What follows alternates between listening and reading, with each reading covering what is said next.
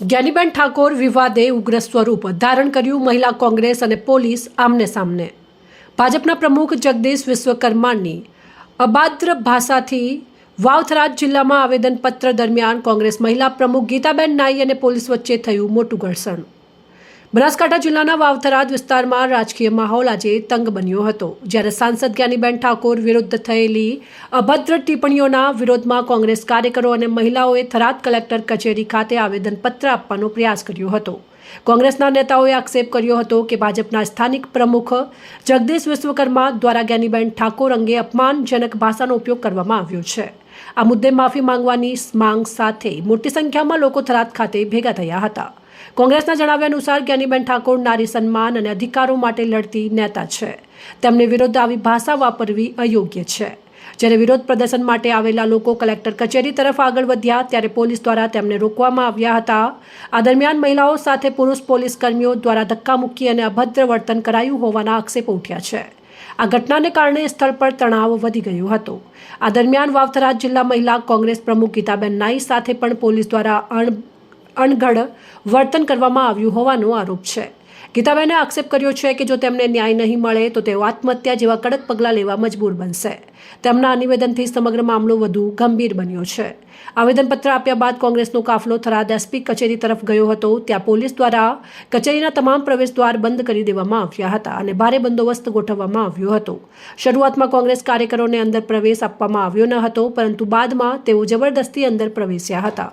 વિશેષ ધ્યાન ખેંચે તેવી બાબત એ રહી છે કે એસપી કચેરીમાં કોંગ્રેસના નેતાઓ અને પોલીસ અધિકારીઓની વચ્ચે થયેલી બેઠક દરમિયાન મીડિયાને પ્રવેશ આપવામાં આવ્યો ન હતો। બંધ બારણે થયેલી આ બેઠકમાં શું ચર્ચા થઈ તે અંગે સત્તાવાર માહિતી બહાર આવી નથી, પરંતુ સમાધાન થવાની શક્યતાઓ વ્યક્ત કરવામાં આવી રહી છે। હાલ આ સમગ્ર ઘટનાક્રમને લઈને વિસ્તારમાં રાજકીય ગરમાવો યથાવત છે અને લોકોમાં પણ વિવિધ પ્રશ્નો ઉઠી રહ્યા છે કે આખરે મીડિયા સામે માહિતી કેમ ન મૂકી। હવે આવનારા દિવસોમાં આ મુદ્દે શું વળાંક આવે છે તે જોવાનું રહ્યું। આજે બનાસકાંઠાના બેન સાંસદ જ્ઞાનીબેન ઉપર જે રીતે ભાજપના પ્રદેશ પ્રમુખે અભદ્ર ભાષાનો ઉપયોગ કર્યો હતો, આ વિસ્તારની નારીનું આબરૂ સન્માન એના ઓઢનામાં અને સાડીના પલ્લુમાં હોય છે। કોઈ પણ સ્ત્રી ઉપર જ્યારે આવી ટિપ્પણી કરતા હોય પર્સનલી ખરેખર એક રાજ્યના ભાજપના પ્રમુખને શોભા ના આપે।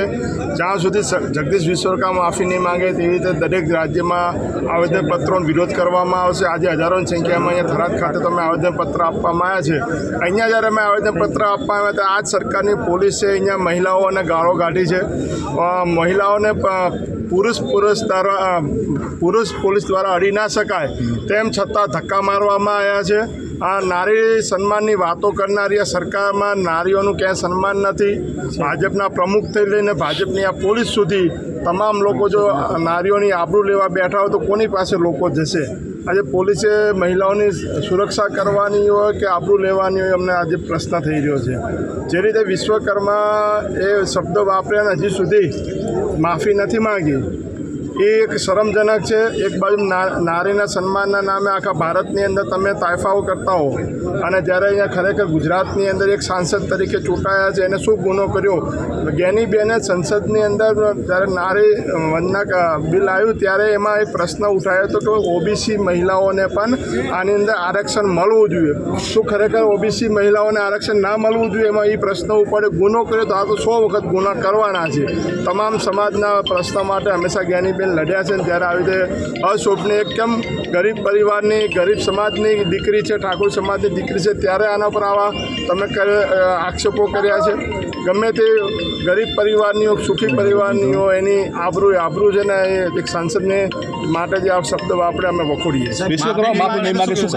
જ્યાં પણ કાર્યક્રમ થશે આજે દેખો ગુજરાતભરમાં અલગ અલગ જગ્યાએ ઠાકોર સમાજ હોય કે કોંગ્રેસવાળા બધા આવેદનપત્ર આપે છે અને હજી પણ અમે જે હવે ક્યારે ભાજપ નારીના નામે કોઈ કાર્યક્રમ પણ નહીં કરી શકે ને કરશે તો અમે એનો વિરોધ કરીશું।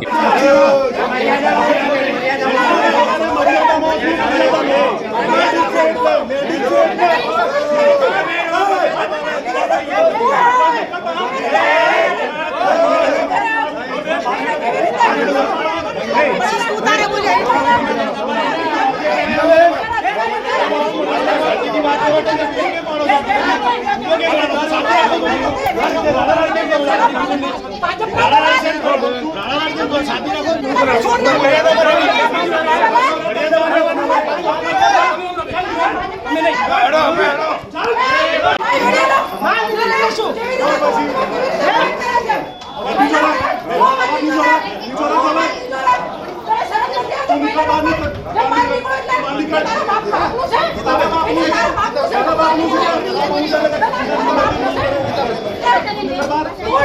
અહેવાલ જીતુ બારોટ, સંબંધ ભારત ન્યૂઝ, થરાદ.